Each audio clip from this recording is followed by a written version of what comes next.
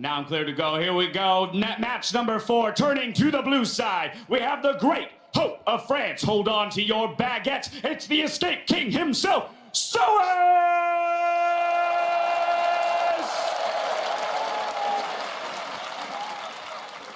Y en el otro lado, el único jugador de la GPL que ha jugado 2 All-Stars, QTV.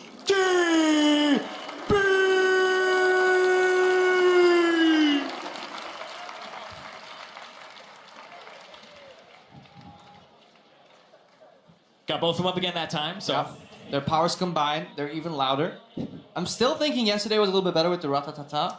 See, that's the thing, though, is now that's in their heads, and you can't let that get to perform. you, right? You think of Dave Chappelle when he was, like, going crazy, and it's like, I have to outdo myself every single time. It's so hard. Reinvent yourself. Exactly. It's so hard to do, though, because people fell in love with what you had done. It's like Key and Peele as well. It's like, we got to keep making funny stuff. People have Came back, though, Dave Chappelle. Did he do, like, a little skit right now, a little lately? Yep. Changes direction just a tiny bit, but still. It's one of those things, man. All right, change direction, into game. Fiddles!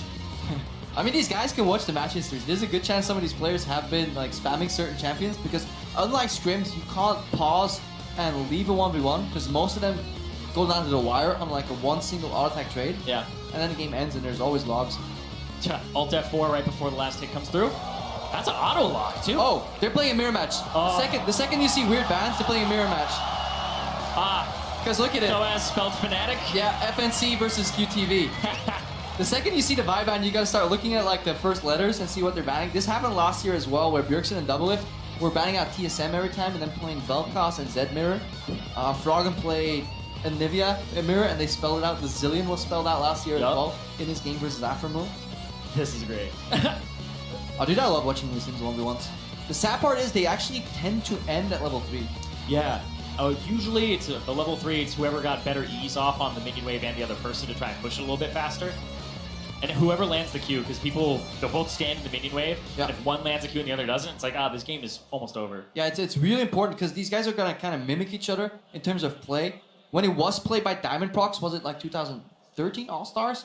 He definitely played a LeeSin mirror, but the problem was it was in the original Summer's Rift in the mid lane, so there was no fancy brush control or relics, and I think that will actually spice this matchup up a lot more.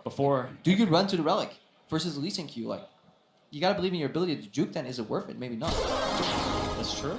That's actually... See, these things are just so hard. You have to think of all of them beforehand. Because if you get on the Rift, everything has to go out the window, and you have to kind of rely on your practice. If you haven't practiced enough, then it could be an issue. But I do think that QTV, and sOAZ, both very practiced. We were talking about how in Vietnam they take their 1v1s very seriously, especially in the GPL. Yeah, definitely see if there's any contrast here. sOAZ is running 80 attack speed, armor, and just some health, so a pretty standard page, honestly, with Thunderlords. Just gonna look up what his opponent is running. We're missing quite a few Qs right now. There's magic resistant QTV. Yeah, because E does magic damage. But like 4 flat MR. It could be the difference. I've seen it before. Yeah. I've actually seen it before.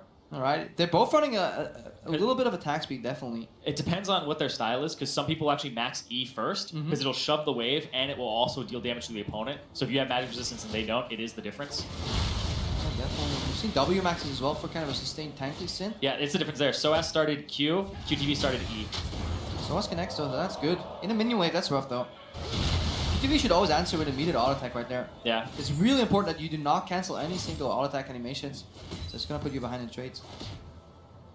I was looking at fun facts for QTV. He's actually 28 years old, and he turns 29 in March. So. Ooh, sOAZ bullied a guy playing a LeeSin mechanic heavy matchup, and this guy is 28. That's just mean, Paul. It's nice up. It's just being toxic, you know? And QTV levels up, gets the Q and the exhaust. Good counter exhaust from sOAZ right before the proc. sOAZ has his Q up first. Oh, that's big. 28, baby. Still got it. I mean, maybe he's juking it because sOAZ. Oh, he's got Q back up. He got him. He got him. He got him. sOAZ, it's over. QTV. It takes down the 1v1 king from earlier. Look at him. He's happy. Oh. Hey man, 28 years old, don't give up on your dreams like Crepo, everybody else out there. You are old enough to go pro. I need a new excuse. What will I do now? Maybe I was bad all the time. Maybe it wasn't age. It's okay, I've been worse the whole time, so we can be miserable together. But it's fine. better not to try and then not fail. Actually try and fail. QTV here. Final trade. Yeah. That's a really good Q. And then sOAZ, yeah, his Q wasn't cooldown. You can't play that bold. Yeah, that's the thing is you have to count the cooldowns here, and that's what happened. What QTV did is when you saw him go aggro right before that replay, he walked up to the